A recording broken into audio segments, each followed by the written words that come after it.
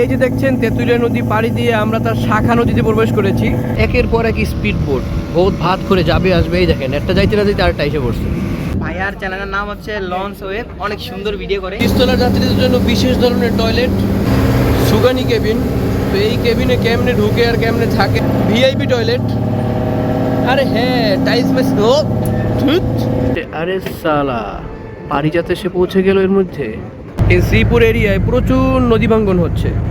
এগুলো তো একবারে কঠোর হাতে রোধ করা সম্ভব না, কারণ এটা আল্লাহর ইচ্ছা। তবে কিছুটা সরকারি প্রচেষ্টা চালাইলে। আসসালামু আলাইকুম বন্ধুরা, লঞ্চ ওয়েভ ইউটিউব চ্যানেলের পক্ষ থেকে সকলকে সাদর সম্ভাষণ জানিয়ে শুরু করছি ভেদুরিয়া লঞ্চঘাট থেকে আইমান এক লঞ্চে বরিশাল পর্যন্ত ভ্রমণ ভিডিও। আলট্রা ওয়াইডে নিয়ে নিলাম, অন্যথায় ভালোভাবে দেখা যাচ্ছে না। তো এই লঞ্চে আজকে বরিশাল যাব। তো আজকে জুন মাসের 12 তারিখ শুক্রবার। এই লঞ্চটা ছাড়বে 2টা 30 মিনিটে, এখন সময় হচ্ছে 2টা 28 মিনিট। তো লঞ্চে তো উঠেই পড়বো, 2 মিনিট সময় বাকি আছে। তার আগে এই যে ভোলায় আসলাম, আমার এক ছোট ভাইয়ের সাথে দেখা হইলো। তো তার সাথে একটু পরিচয় করাই দিই। এর নাম হচ্ছে শুভ, আর নিজের পরিচয় নিজেই দিয়ে দেন। আমার নাম হচ্ছে মোহাম্মদ শুভ, আর আমি ভাইয়ার একজন ফ্যান। এই বলে কি হঠাৎ তার সাথে দেখা। আর ভাইয়ার চ্যানেলের নাম হচ্ছে লঞ্চ ওয়েভ, অনেক সুন্দর ভিডিও করে। আরে এটা তো বলার দরকার নাই, নিজের নামে বলো। না, অনেক সুন্দর ভিডিও করে। তারপর হচ্ছে যে ভাইয়ার সাথে হঠাৎ দেখা, ভাইয়া বরিশাল যাবে, আমাদের ভোলা আসবে, তো ভাইয়ার সাথে সময় কেটেছে। লঞ্চের প্যাও প্যাও ঠেলায় তোমার কথা শোনা যাবে কিনা সন্দেহ আছে। যতটুকুই শোনা যায়। আচ্ছা, তো আমাদের ভোলা জেলা কেমন ভাই? হ্যাঁ ভোলা জেলা খুবই ভালো, দেখার মতো একটা জায়গা। কিন্তু ঝামেলা হইলো মানুষকে মাইরা খাইতে চায় আর কি। কিছু কিছু ক্ষেত্রে প্রচুর সিন্ডিকেট চলে, যেটা অবশ্যই বন্ধ করা দরকার। প্রত্যেকটা ক্ষেত্রে সরকারি যারা দায়িত্বশীল আছে তাদের এই দিকে নজর দেওয়া দরকার। ভোলার প্রতি একটা বিশেষ নজর। বাংলাদেশের একমাত্র দ্বীপ জেলা, বিশেষ করে একটা সেতুও দরকার এবং চিকিৎসা ব্যবস্থা উন্নত করা দরকার। এটা হলো আমার পক্ষ থেকে, ঠিক আছে? মনের কথা কইছি, আলহামদুলিল্লাহ। তাহলে আমার হইলো তোমার 30-এ লঞ্চ ছাড়বে, টাইম হয়ে গেছে 1 মিনিট নাকি? উঠি তাইলে তো যাচ্ছি, চলে যাচ্ছি। থ্যাংক ইউ, ইনশাল্লাহ দেখা হবে। জি আসসালামু আলাইকুম। ছোট্ট আলাদ খুলে ফেলা হয়েছে, মানুষজন উঠতেছে, যার কারণে ওঠাও যাচ্ছে না। তো উঠে পড়লাম লঞ্চে। আইমান এক লঞ্চ, ছোট্ট আলনি। আর এখানে টাইম নিয়ে ঝামেলা সৃষ্টি হয়েছে, এখানে ক্যামেরা না ধরি। ড্রাইভার সাহেব এখানে বসে চালাচ্ছেন।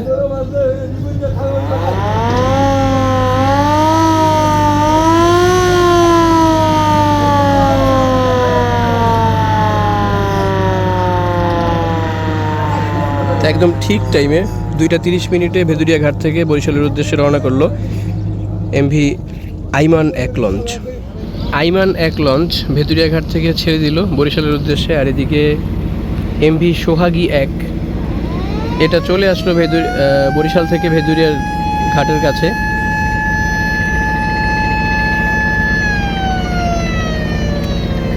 প্রিয় দর্শক, এই আইমান এক লঞ্চ ভেদুরিয়া লঞ্চ ঘাট থেকে ছেড়ে আসে।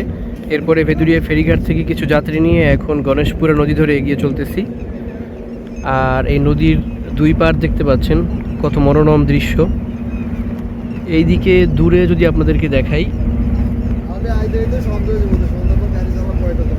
এখানে গরিব দুস্থদের জন্য সরকারি যে আবাসন, মানে গরিবদেরকে যে সরকারি খাস জমিতে ছোট ছোট টিন শেড বাড়ি করে দেওয়া হয়, সেই বাড়ি এখানে রয়েছে বেশ কিছু। মোটামুটি অনেক বড় একটা এরিয়া নিয়ে এই গরিবদের পল্লী। আর এই গণেশপুরা নদীর এই পারে দেখতে পাচ্ছেন দূরে নদীর পাড় দেখা যাচ্ছে এবং বেশ পরিমাণে চর আছে এই নদীতে। তো যদি আমরা ওই ডান দিক দিয়ে যাই তাহলে লঞ্চ আটকে যাওয়ার সম্ভাবনা একবারে সম্ভাবনা। আমাদের বরাবর সামনে একটা ফেরি, এই ফেরিটাও এই দিক দিয়ে, মানে ভেদুরিয়া ফেরিঘাট থেকে গাড়িবহর নিয়ে যাচ্ছে লাহারহাটের উদ্দেশ্যে। তা আমরা বেশ খানিকটা পথ এই গণেশপুরা নদী দিয়ে অতিক্রম করব। এরপরে শ্রীপুর ঘাট করব। তো শ্রীপুর ঘাটের পরে আমরা তেঁতুলিয়া নদী পাড়ি দিয়ে উপস্থিত হব লাহারহাটে। এখানে মোটামুটি 2-3টা নদীর পরিবর্তন হবে কিছু সময়ের মধ্যে। আকাশে তেমন একটা রৌদ্র নাই, তো বেশ দারুণভাবে কাটছে এই নদী ভ্রমণটা। তো এসে গেল এমবি রুবেল মুবিন। তো রুবেল মুবিন নামক একটা কার্গো বোট, যে বিভিন্ন গাছগাছালি অর্থাৎ লাকড়ির টুকরা বহন করে, বিশেষ করে এই ট্রলারগুলো।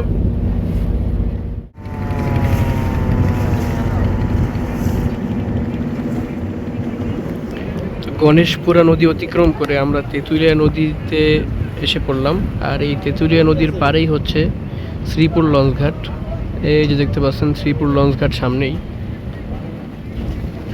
তো এই ঘাটে এখন আমাদের এই লঞ্চ, মানে আইমান 1, এই লঞ্চটা এখানে যাত্রী ওঠানো বা নামানোর জন্য ঘাট করবে। আর ঠিক সামনের থেকেই একটা বালঘেট, এখানে কি করবে, নোঙর করবে। আর এই তেঁতুলিয়া নদী। শ্রীপুর লঞ্চঘাটের পেছনে যে অংশ দেখতে পাচ্ছেন, এই এলাকায় প্রচুর নদী ভাঙ্গন হয়। এবং এইখানে দেখেন এই যে একটা দোকান, রাস্তার যে একটা অংশ, মানে বলতে গেলে রাস্তাটাই নাই, এখান থেকে একদম ভেঙে নেমে গিয়েছে।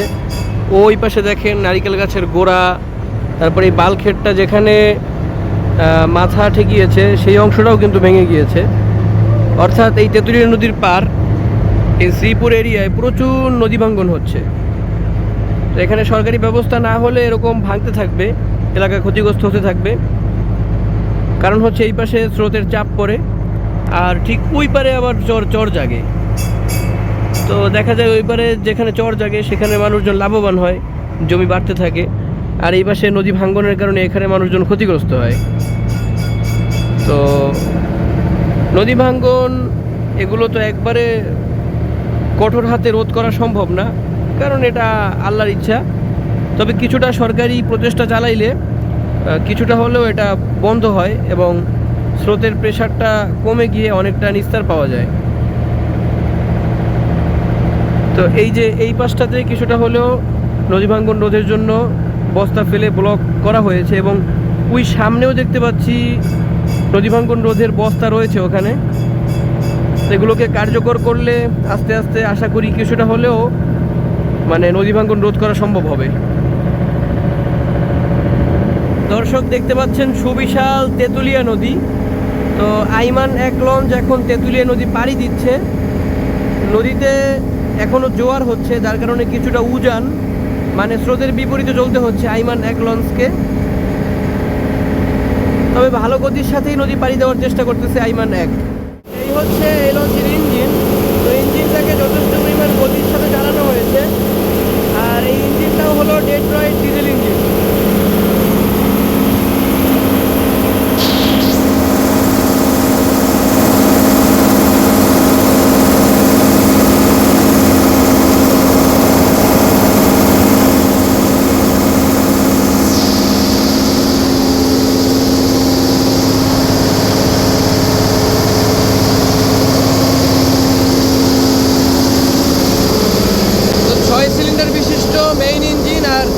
পাশাপাশি একটা জেনারেটর ইঞ্জিন আছে এবং নিচতলায় মানুষজন বসে আছে। আর এই লঞ্চের ক্যান্টিন হচ্ছে সামনে বাম পাশে। চলে আসলাম লঞ্চের একদম পেছনে। এই দিক দিয়ে এই লঞ্চের ফ্যানটার অনেক বড়, ভালোই স্পেস। আর এই হচ্ছে প্রোপেলার থ্রাস্ট। আমরা শ্রীপুরকে পেছনে ফেলে চলে আসছি। আর লঞ্চের পেছন থেকে পাইপ দিয়ে পড়তেছে। লঞ্চ কি শিশু করতেছে নাকি? এটা ওই ইঞ্জিন থেকে বেরিয়ে আসা পানি, গরম হওয়ার সম্ভাবনা। হ্যাঁ, একদম গরম পানি। মানে ইঞ্জিনকে ঠান্ডা করার জন্য যে পানি ইউজ করা হয় সেই পানির লাইন এখানে বের করে দেওয়া হয়েছে। তা আপনি হাত মুখ ধোয়ার জন্য এই গরম পানি ইউজ করতে পারেন, এছাড়া আর উপায়ও নাই।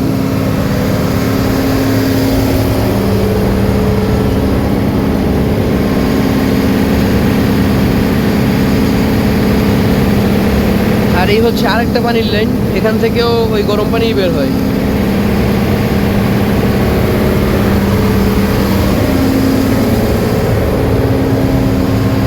সুগানি কেবিন। কেবিন। তো এই কেবিনে কেমনে ঢুকে আর কেমনে থাকে আল্লাহই জানে। এই হলো দরজা, এই একটা, ওই পাশে একটা।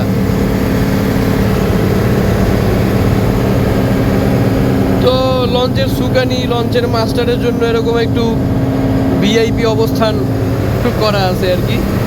আর এখানে হইলো টয়লেট। তো নিচতলার যাত্রীদের জন্য বিশেষ ধরনের টয়লেট, ভয়ানক লেভেলের টয়লেট। আপনি এখানে যদি মনে করেন কিছু ফেলেন আর কি, মানে টয়লেটে গিয়ে আপনি যা ফেলবেন টয়লেটে, সেগুলো সরাসরি পানিতে পড়বে টুপুস টুপুস করে। ব্যাপারটা কেমন জটিল না? আগের দিনে মানুষ যেমন ওই খালপাড়ে গিয়ে গাছের উপরে বইসা প্রয়োজন পুরা করতো, এখন এরকম একটা ফিল পাবেন। ডাইরেক্ট তেঁতুলিয়া নদীতে ওইটাই। চলে যাচ্ছি পেছন থেকে উপরে।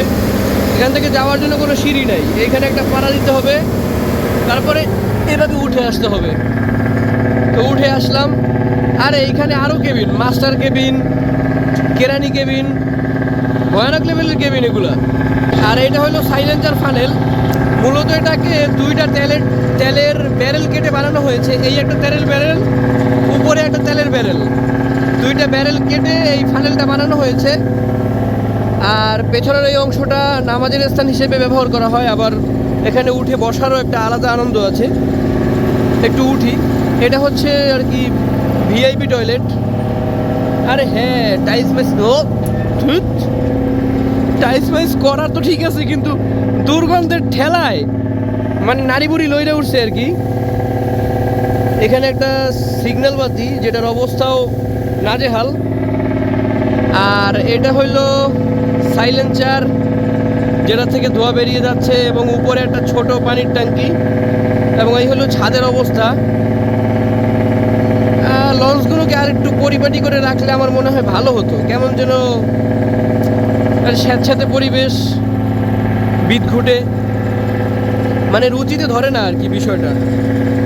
আবার ঝামেলা হইলো কি, সবসময় আমরা ওই বরিশালের লঞ্চে চলে অভ্যস্ত, তো এসব লঞ্চে তেমন রুচিতে ধরবেও না, স্বাভাবিক। কিন্তু ভোলার মানুষ যারা লঞ্চ ছাড়া গতি নাই, তাদের তো আর কিছু করারও নাই। আর এখানে হচ্ছে বিলাস শ্রেণী। তো বিলাস শ্রেণী, এর ভাড়া হচ্ছে 160 টাকা। আর নিচে যারা বসে আছে নিচতলায়, তাদের ভাড়া হচ্ছে 120 টাকা। আর যদি স্টুডেন্ট কার্ড থাকে অথবা আপনি স্টুডেন্ট হন, সেক্ষেত্রে আপনার ভাড়া লাগবে 100 টাকা। মানে স্টুডেন্ট টিকিট হচ্ছে 100 টাকা। তো এই 3 শ্রেণীর টিকিট পাওয়া যায়। আর লঞ্চে দুইটা কেবিন আছে এখানে, রিজার্ভ কেবিন, রিজার্ভ কেবিন। তো এগুলো কোন ধরনের রিজার্ভ কেবিন বুঝতে পারতেছি না, তবে এটার ভিতরে লঞ্চের মাস্টার সাহেব শুয়ে আছে, তাই ওখানেও ক্যামেরা ধরছি না। এই হচ্ছে লঞ্চের ভিতরের অবস্থা।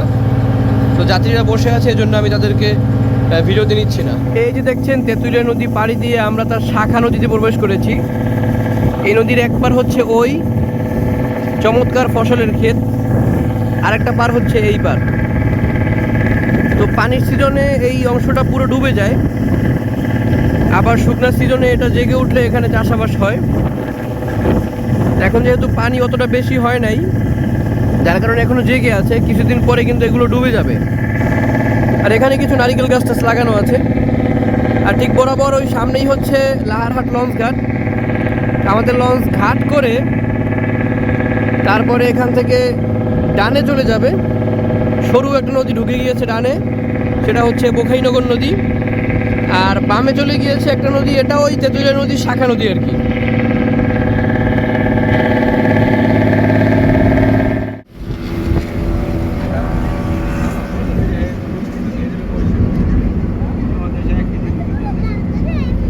বোখাইনগর নদী দিয়ে বরিশালের উদ্দেশ্যে এগিয়ে চলছে একটা কার্গো বোট, নাম হচ্ছে আজ জাওয়াদ।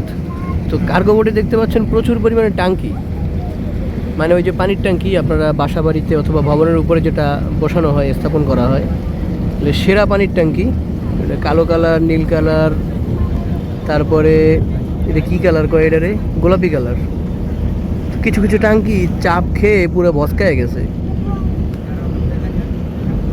ওই ট্যাঙ্কিগুলো কীভাবে কাজে লাগাবে আমি জানি না, তারপরেও নেওয়ার কাজ নিতেছে। গ্রাম বাংলায় সাঁকো বা চার বলা হয় এটাকে। দেখেন এই বাঁশের তৈরি সাঁকো দিয়ে একজন পার হয়ে যাচ্ছে এবং কতটা রিস্কি একটা জিনিস এটা। দেখেন কত বড় খালের উপরে নির্মিত এই বাঁশের তৈরি সাঁকো, মানে দেখতেই মনে হচ্ছে ভেঙে পড়ে যাবে। এটার উপর দিয়ে পার হয় কিভাবে চিন্তা করেন। ছোটোবেলায় এরকম একটা সাঁকোর উপরে একদিন উঠেছিলাম, মানে অর্ধেকটা গিয়ে পরে ঠ্যাং কাঁপতে কাঁপতে আবার পিছনে চলে গেছি, নেমে গেছি আর কি। ভেদুরিয়া থেকে বরিশাল গেলে এই বুখাইনগর নদীতে আপনি যতক্ষণ লঞ্চে চলতে থাকবেন, এরকম একের পর এক স্পিড বোট বহুত ভাত করে যাবে আসবে। এই দেখেন একটা যাইতে না যাইতে আরেকটা এসে পড়ছে, মানে এন্ট্রি এক্সিট চলতেই থাকে। আর ভোলার মানুষজন যাদের একটু ইমার্জেন্সি হয়, দ্রুত যাওয়ার প্রয়োজন হয়, তারাই স্পিড বোটে উঠে চলে যায় বরিশাল শহরে অথবা বরিশাল থেকে ভোলায়, যার কারণে একের পর এক স্পিড বোট চলতেই থাকে। আপনি এই যে লঞ্চে বরিশাল থেকে ভেদুরিয়া যাইতে মোটামুটি 2 ঘন্টা সময় লাগে। তো এই 2 ঘন্টা লঞ্চে চলাচল করলে মোটামুটি আপনার কমপক্ষে 15-20টা 25টার মতো স্পিড বোট দেখা হবে আপনার। দেখবেন পেছন থেকে ভোট করে এসে চলে যাচ্ছে ওভারটেক করে, অথবা সামনের দিক দিয়ে এসে আপনাকে ক্রস করে চলে যাচ্ছে, আর কিছুটা ঢেউ দিয়ে লাড়িয়ে চাড়িয়ে চলে যাবে আপনাকে। আর এখানে আরও একটা কার্গো বোট, এর ভেতরে কি দেখতে পাচ্ছি এগুলো কিছুটা কম্বলের মতো, পলিথিন নাকি ওই নদী ভাঙ্গন নদে যেই কম্বলের বস্তাগুলো ইউজ করা হয় সম্ভবত ওইগুলো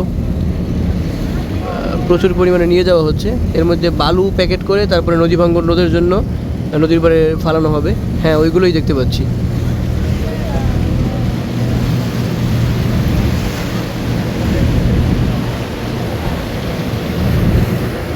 বোটের নাম হচ্ছে আশরেফা 6।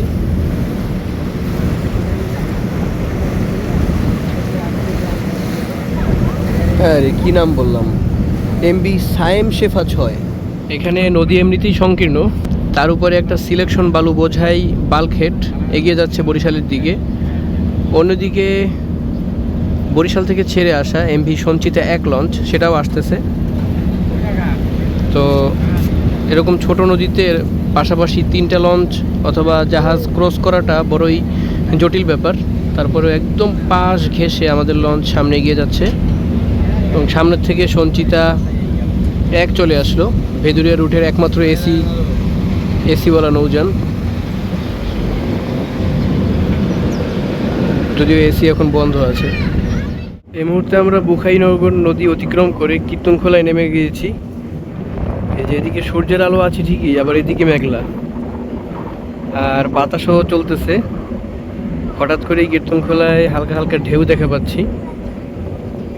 তো কীর্তনখোলায় নেমেই আর কি একদিকে রোদ একদিকে বৃষ্টির মতো ভাবসাব, কেমন যেন দুইটা ফিল একসাথে পাওয়া যাচ্ছে। আর অল্প সময় লাগবে আমাদের বরিশাল ঘাট পর্যন্ত পৌঁছতে। দর্শক, এই দিকে যে নদীর মাঝখানে লাল একটা চিহ্ন দেখতে পাচ্ছেন, ওটাকে অনেকে বয়া বলে, সঠিক নাম আমার জানা নাই। তো সাধারণত লঞ্চগুলো ওইটার ওই পাশ থেকে আসে, যেমন এই যে বাল্কহেডগুলো ওই পাশ থেকে যাচ্ছে। কিন্তু আজকে যেহেতু পানি একদম পরিপূর্ণ ভরা পানি, মানে নদীতে পানি একদম ভরপুর, জোয়ার হয়েছে, যার কারণে এই লঞ্চ এদিক দিয়েই চলে আসতে পেরেছে, কারণ পানি বেশি। এবং সামনেও একটা বয়া রয়েছে, এই যে একটা বলের মতো। তো নিয়ম অনুযায়ী ওটারও বাম পাশ থেকে যাওয়ার কথা, কিন্তু আমরা ডান পাশ থেকেই চলে যাচ্ছি ঘাটের দিকে। এখান থেকে বরিশাল ঘাটও দেখতে পাচ্ছেন। তবে ওই বরিশালের বড় বড় লঞ্চগুলো কিন্তু এখান থেকে যেতে পারবে না, কারণ তাদের পানি অবশ্যই বেশি লাগবে, তারা ওইটার ওই পাশ থেকেই যাবে। তো এটা যেহেতু একটু ছোট সাইজের লঞ্চ, সেহেতু এখান থেকে পানি বেশি থাকার কারণে যেতে পারতেছে। দর্শক, আমরা প্রায় বরিশাল ঘাটে পৌঁছে গিয়েছি। দেখতে পাচ্ছেন বরিশাল ঘাটে ঢাকাগামী 4টি দানবাকৃতির লঞ্চ অপেক্ষমান। এর মধ্যে প্রিন্স আওলাদ 10, পারাবত 12 এবং এম খান 7 আছে। আর এইদিকে হচ্ছে আরে সালা, পারিজাত এসে পৌঁছে গেল এর মধ্যে। আমি আরও ইলিশা থেকে পারিজাতের অপেক্ষায় থাকি নাই, কারণ মনে করছি দেরি হইতে পারে, এই জন্য ইলিশা থেকে ভেদুরিয়া আইসা এই লঞ্চে উঠলাম। অথচ সেই ইলিশা থেকে পারিজাত আমাদের আগেই বরিশালে চলে আসছে। এখানেও একটু দড়া খাইয়ে গেলাম নাকি ছেঁকা খাইয়ে গেলাম, যাই খাইলাম না খাইলাম, কিছু একটা খাইলাম। তো এখন ঘাটে প্রবেশ করতেছে আমাদের ML আইমান 1 লঞ্চ।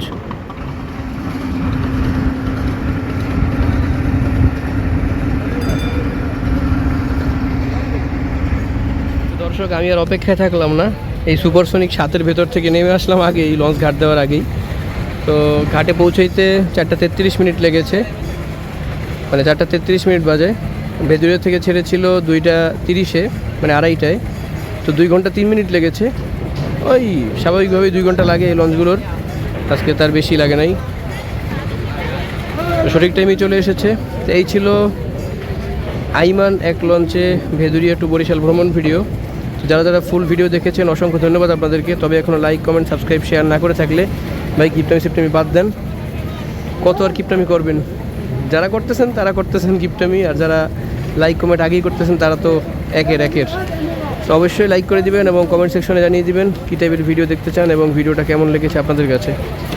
আর সাবস্ক্রাইব না করে থাকলে অবশ্যই করে দিবেন এবং আপনাদের লঞ্চ প্রিয়, ভ্রমণ প্রিয় বন্ধুদের কাছে আমার ভিডিওগুলো শেয়ার করে দিবেন। তো দেখা হচ্ছে নতুন কোনো ভিডিওতে, ততক্ষণ পর্যন্ত সকলে সুস্থ থাকবেন, ভালো থাকবেন, বেশি বেশি লঞ্চ ভ্রমণ করবেন। ধন্যবাদ সকলকে, আল্লাহ হাফেজ।